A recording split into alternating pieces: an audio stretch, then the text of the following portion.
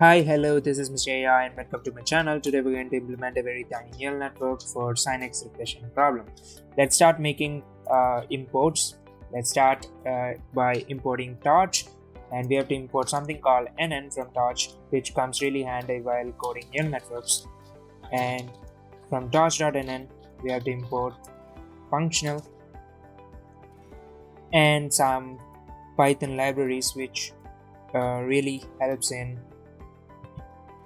handling matrix multiplications, and of course matplot library for visualization of data. So let's start writing the neural network class which inherits NN.module. So if you want to make a class differentiable in Pytorch, of course you have to inherit NN.module into it, and it expects two classes. One of them is of course a init function, since it's a Python class, and since we just want to make three layered neural network, let's just do it by using NN.linear. So the very first layer will take only single number, and let's say it gives us a 20-dimensional vector. Similarly, we have to code the rest of the layers as well. NN.linear, it takes the 20 and maybe transforms it into 30.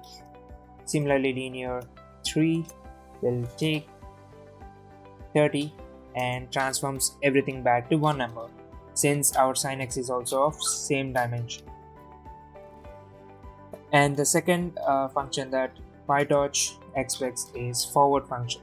In forward function, we have to push the input throughout these three layers of neural network.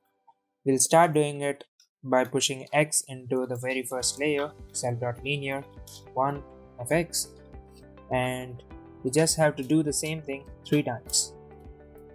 After changing the layer name, linear 2 and linear 3. Let me fix the indentation as well. So this looks good, and we have to just return x. But since our problem statement is non-linear in nature, since Synex is non-linear, we have to somehow include non-linearity in our neural network as well. We can do it by adding ReLU layers in between each pair of neural networks. Self dot leaky ReLU, and we are done. So let's quickly make the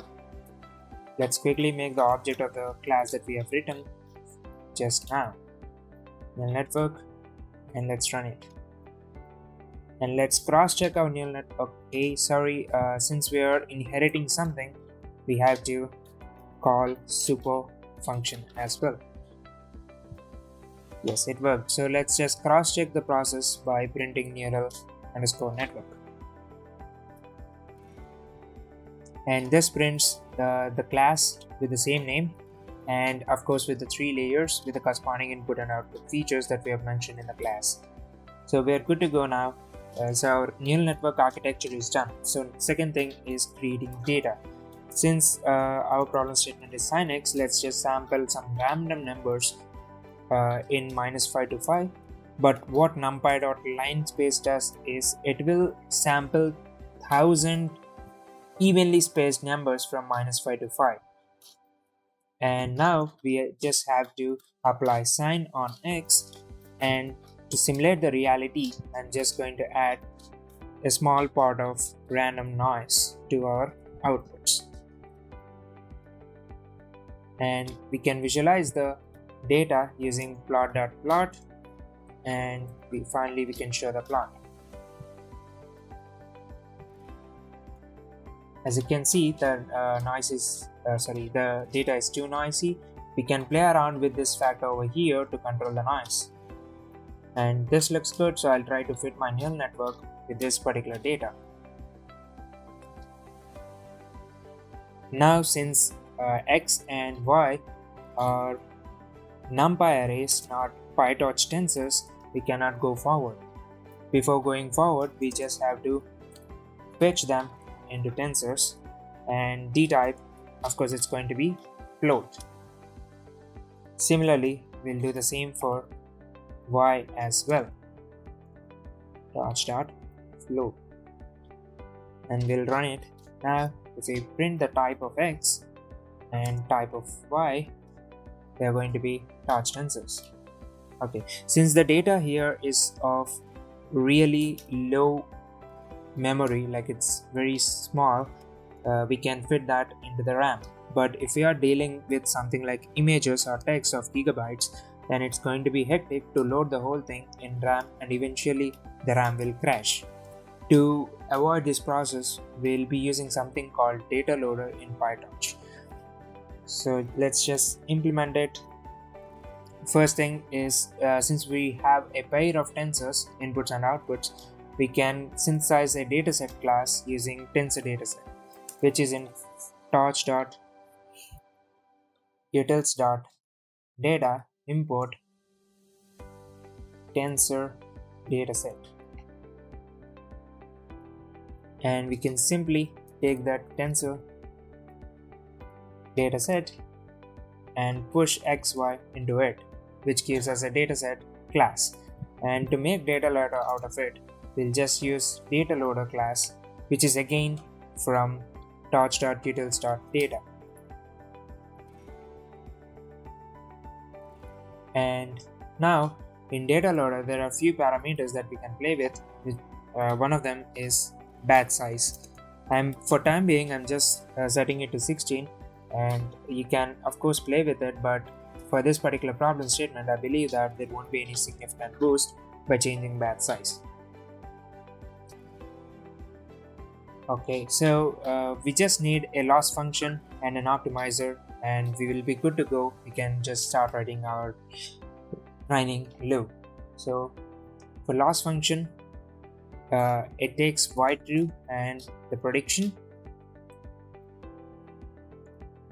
and all we have to written is the mean squared error between our y true and y prediction.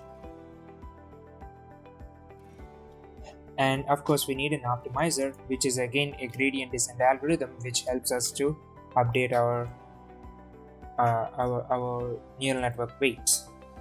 We can simply import a variant of gradient descent, which is called Adam, from torch.optim import Adam.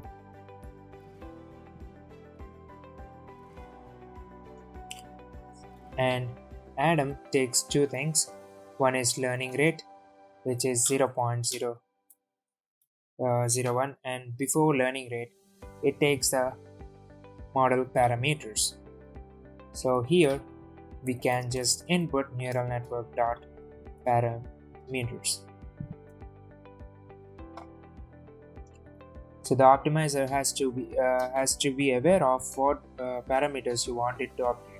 So if you have two neural networks, you can make a list of parameters of both the neural networks and pass it to one single optimizer, and still it works. Okay, so we are good to go. Now we can start writing our training loop. If epoch in range of, let's say, 1000 epochs, let's train it for, and for x batch and y batch in the data loader,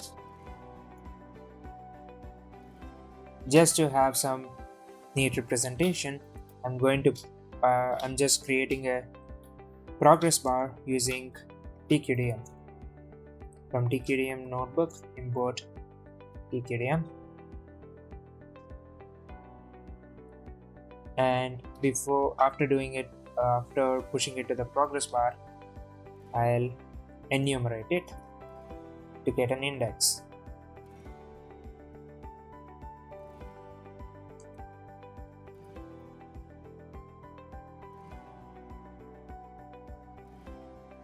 Okay, so let's start writing. We have to make the predictions by pushing the x batch into the neural network class that we have made, neural network object that we have made, and compare this with the ground truth. y underscore batch comma y prediction. And we have to, since we want to print the loss function at every epoch, okay, my bad, that's a typo. We have to keep a track of our loss. So L dot, and since it's just one dimensional, since it's a single number, I can access it with something called L dot item, and I'll add it to the capital L.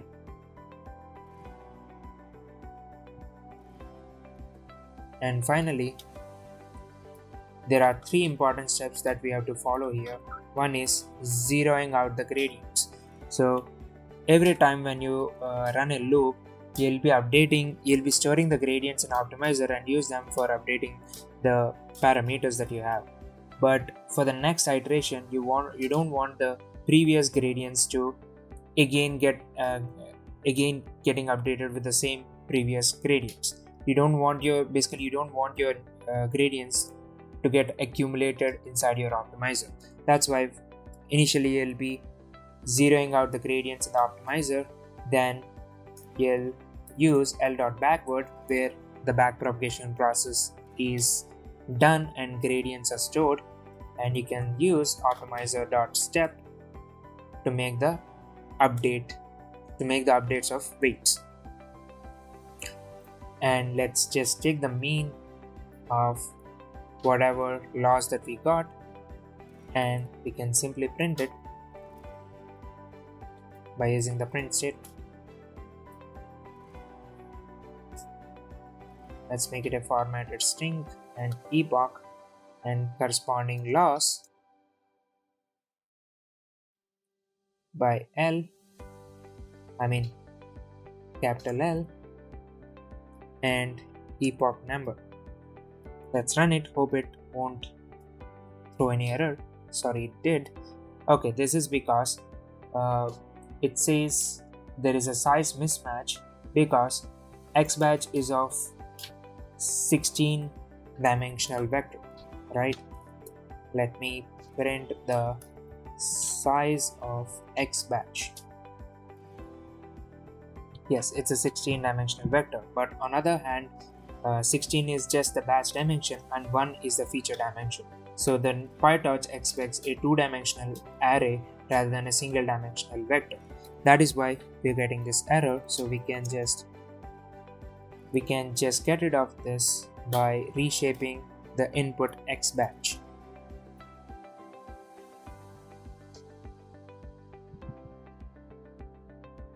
So we got rid of that, and the loss started from 0.79 and it's going somewhere to 0.164.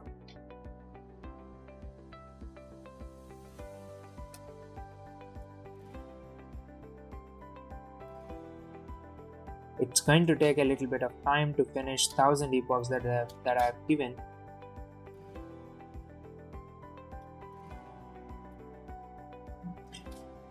But I think I can just stop in the middle and maybe we can look for the results and see how it's doing. Let's make the y predictions by pushing our whole dataset at once into the neural net.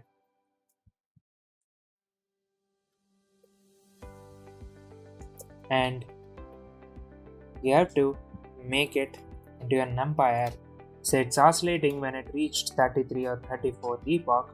So you can just play around with number of epochs and number of layers on your neural network and number of neurons in each of these layers. But for time being, I'll try to make the predictions. Okay, first, before converting a tensor into numpy array, we have to detach that particular array from the computational graph. Since y predictions is being output from the neural network, we have to first detach it from the computational graph, then we can fetch it into numpy array. So now this should not throw any error. Yes, it didn't.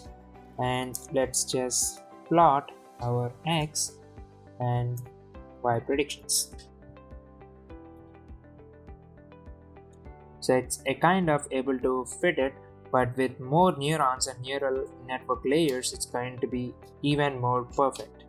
So let me just try it with 128 and 256 and let's see if there will be any boost.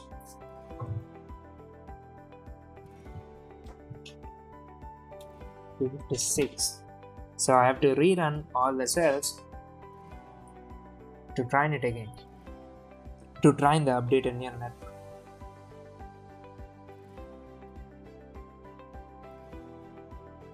So again, it's just wandering at 0.17.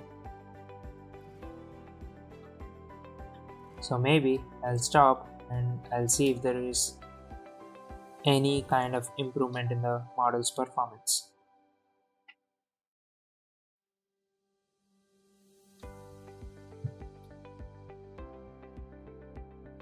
Now that's a little bit curvy, but to get even more perfect, I think we have to add even more layers.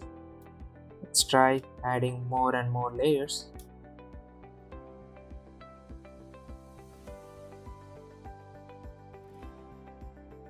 $256, and we have to add one more leaky value in between the newly added layer and its predecessor.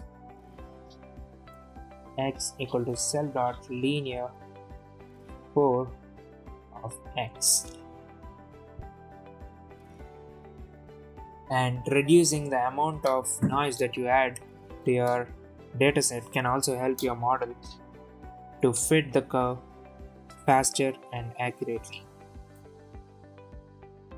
I'll also try to reduce the learning rate because my loss was just oscillating in between 0.17 and 0.18 after a threshold. So this can be because of a high learning rate, which causes the model to jump from the local optima and just oscillate around that local optima.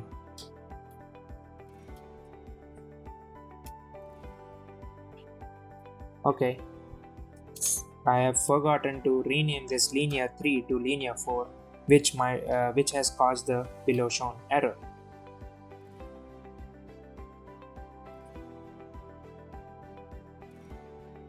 So it went, the loss went as low as 0.04 after adding more layers, and now I think I can stop the training and check the model's performance.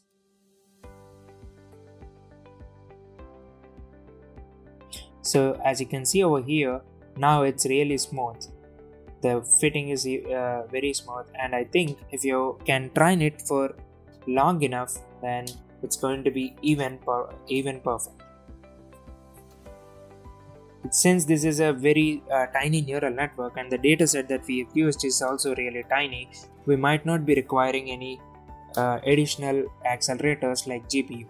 But in many deep learning applications where you'll be having a lot of images and text, GPUs are significantly increases the speed of your neural network or training procedure.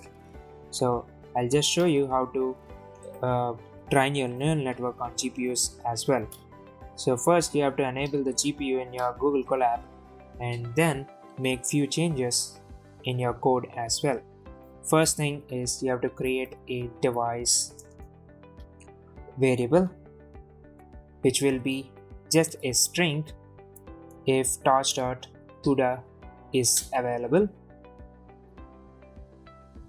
If it's not available, it's going to be CPU. Since torch.CUDA is available now, you can just print the device and see the output as CUDA. Now you have to place your neural network onto the device, which is CUDA for this particular example.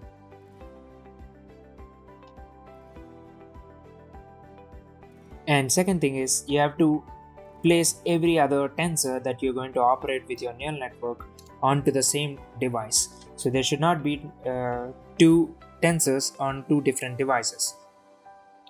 So let's just place them on the same device by using two-dot device. Now they got placed on GPU, and rest of the code remains the same.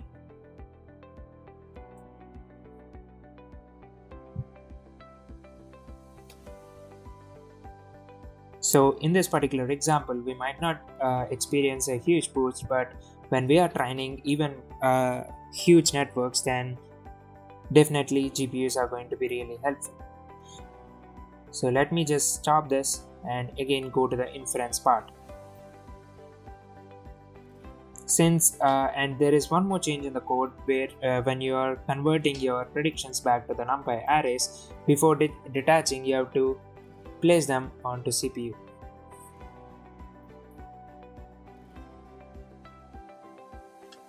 And then you can plot the predictions again.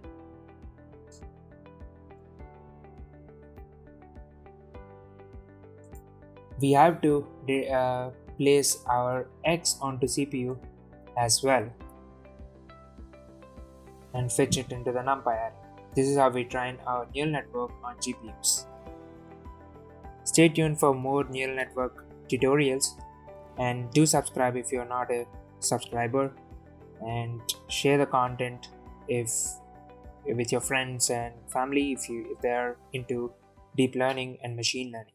Thank you.